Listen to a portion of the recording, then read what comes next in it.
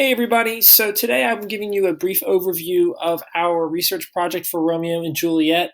I'm going to include a short overview of the work you've done so far, as well as a recap of the Beautiful Brains article.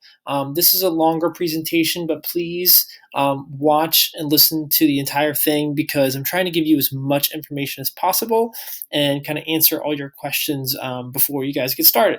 So I'm calling this the digital edition because as far as I know, I won't see you again until the 20th, so everything I'm doing is kind of adapted to be online this point forward. But anyway, at any point during the process, hit me up if you have questions. I want to try and make it as streamlined as possible for you. So, what you've done so far is that you've read Beautiful Brains by David Dobbs. You're probably like, why did we read this article, Mr. Burns? And then you selected and analyzed evidence from the various sections of the article and then analyzed it. So I had you read that article because that article is about the development of the teenage brain, and Romeo and Juliet are teenagers who are at their peak development. So their bodies are changing in a way, in more ways than one, but they are changing in a way that their brain is developing from front to back, and so that is going to make them make choices that probably aren't the best for themselves and for people around them. So as you read the play, I'd like you guys to think about the choices that they are making, why they are making them, who is impacted by those choices, and what could possibly happen as a result. So far, you've read Act 1 of Romeo and Juliet, so really we've just got the beginning of the conflict. So we know that the Montagues and Capulets don't like each other, but we don't really know why. Paris wants to marry Juliet, that much we also know. And then Romeo and Juliet, they meet at a ball, they fall in love. Mercutio kind of makes fun of him about that. And then Romeo goes to the party hoping to find someone new. He's like looking for Rosaline. He's like boothing. And then he's like, oh my God, Juliet, I am going for her. And then Tybalt knows that something is going on. He sees Romeo, and Tybalt just has it out for Romeo. He wants to like end their relationship. So that's where we're at so far. Important things to remember about this play and their relationship. Juliet is 13. She's only not even 14 years old yet. Okay. And Romeo, we assume, is between 16 and 17. Yes, I know it's a little creepy, but that's an estimate. The two gifts I have on the left, this is from the 1997 version of the play with Leonardo DiCaprio. And it's super popular. Obviously, they look a little older here. They've never done it. Yes, I'm talking about that. They're both virgins in this play. They were raised to hate the opposite family, and we don't know where that hatred stems from. So we know that their parents raised them that way, but they don't really care. Their relationship is also dangerous because their two families don't like one another. So imagine they are taking an enormous risk by being with each other. And then the last part that's really important is that this play, so them falling in love, them getting married, and them dying, all takes place in just 5 days. Okay. Next up. So the goal of the project is to combine what we know about the characters in the play with actual science of the teenage brain. So I'd like you guys to think about how their development as teenagers is making them make those dangerous choices and take those risks. So that's what we're going to be thinking about. We're trying to identify the causes of Romeo and Juliet's irrational behavior. Okay, and that's outlined right here. The second part that I'd like you to think about is how can we explain what caused their death and possibly how their deaths could have been prevented. So that second part, like the whole being prevented thing, that's more of like if you can pinpoint that in your research, that's fine. But I'm more interested in thinking about what caused their death, right? And then we're going to turn this into a research presentation. Now, obviously, you can't be in person to present, but there are ways that we could have you record your presentation or just talk through your slides. And if nothing else, I'll just have you create the presentation and just send it. Or I'll figure out an alternative assessment. I just don't know what the future holds yet. Next up, just not going to let me slide through these. Okay. So you're going to have 3 resources. So far, you have Beautiful Brains, which is the article I gave you. Then you're going to find an additional article, which would be chosen by you using EBSCOhost. And then you have the play. Okay. So your next task is going to be finding an additional article on a topic. Now, I haven't told you what the topics are yet. Bear with me. I'll get there. Here's a quick recap of Beautiful Brains and what is important to know. Okay. I'm going to break down the different sections of the article for you real quick, just so you know kind of what's going on, why I included it, and how it's important and how it relates to the play. So the thrill of adventure is sort of this concept that the article talks about, and it focuses on teenagers and how they will seek out new sensations and experiences. And they do that so they can learn about the world around them. And kind of like you can't learn about the world and be prepared for it if you never take any risks or be adventurous, right? So it's kind of like in our DNA to take those risks so we can become more prepared for the world around us. Okay, so that's thrill of adventure.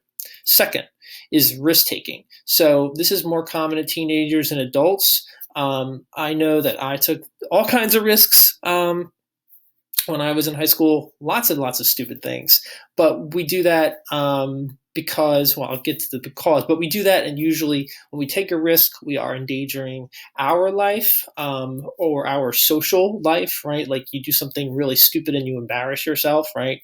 You might also go do something that's a risk that will endanger someone else, right? And Romeo and Juliet, they are definitely they're going on an adventure by being with one another and pursuing the relationship. They're also taking a risk because they know that if they are together and the parents find out, they are done. Rewards. Now, teenagers will take the risk because they value the reward more than the danger, right? So the reward is the relationship, the love. So rewards are really, really highly valued by teenagers because there's that payoff. And when you get the thing that you want, you're like, this feels good. This is what I want. I've been working for this, or I overcame that obstacle and now I have that thing, right?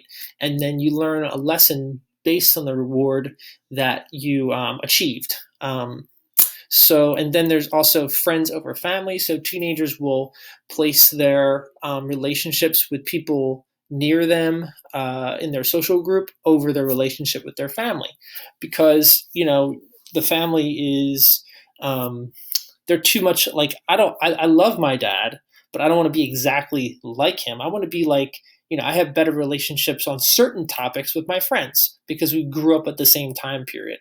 So eventually, the world will be run by your friends. So it's better to have those friendship connections.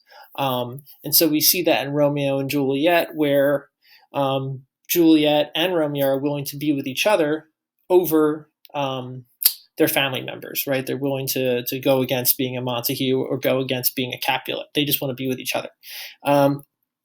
Next, the last one is parent responsibility. And this one's a little bit different. It's asking basically, are Mr. and Mrs. Capulet and Mr. and Mrs. Montague, are they being responsible parents? Are they doing as much as they can to keep their kids alive and not hating one another? Where does the feud come from? We don't really know. So that's what you can think about when you think about parent responsibility. So where it comes down to your research is, so far, your one source is David Dobbs' The Teenage Brain, right up here, right? Oops. Oh no, there we go. So you guys are deciding, you're choosing one topic to research. So your objective is to choose one of the three topics here: love, defiance, or family relationships and family dynamics. So you're researching what is the connection between love and teenagers. When a teenager falls in love, what changes about them? What changes about how they behave? What changes about their friend groups? What changes about their day-to-day life, their social life? The second one is defiance. So why are teenagers more defiant towards their parents? Why do teenagers tend to break more rules? Why do some teenagers end up in jail more than other teenagers? So what is the connection between teenagers and defiance and their willingness to break rules and test limits? And then the last one is family dynamics. So what is the relationship between teenagers and their parents like? What makes a good family structure versus a bad family structure? Is there a reason why teenagers get along with their parents and don't get along with their parents? So those are the three topics. They are pretty wide open. You are choosing one. You are not doing more than one. So when you go to EBSCOhost, you're going to be choosing one of these topics and using love, defiance, and family relationships, and coming up with some keywords to help you do the research on the topic. And I'll explain that more in another video. So next steps, you're going to be going to EBSCOhost on RV's library page and finding one article that pertains to your area of interest. So 1, 2, or 3, or choosing one, okay? The article must be related to teenagers and your chosen topic. So teenagers in love, teenagers in defiance, teenagers and family relationships. Miss Benuto has created a separate video showing you how to use EBSCOhost, okay? You're going to need those passwords to log in, okay? I have those for you. I will post them. Do not ask me how to log on and what passwords I use. I'm going to post them. Okay. I will also make a video with some tips about EBSCOhost and some of the best practices that you can use to help you find an article. Then once you find an article, you're going to save it to your Google Drive. Okay. I will show you how to do that. And then submit it to me on Google Classroom and receive credit. I'm going to give you guys today, Friday, Saturday, and Sunday to do that, and you'll submit it to be Monday. I'm going to give you lots of time in case you have questions, you can't find something, all that stuff. So I hope this video is helpful. I might have missed something, but I'm going to post this video. I'm also going to post the slides for you so you can review them as needed. Thank you so much. Please continue to stay safe. I will talk to you guys later.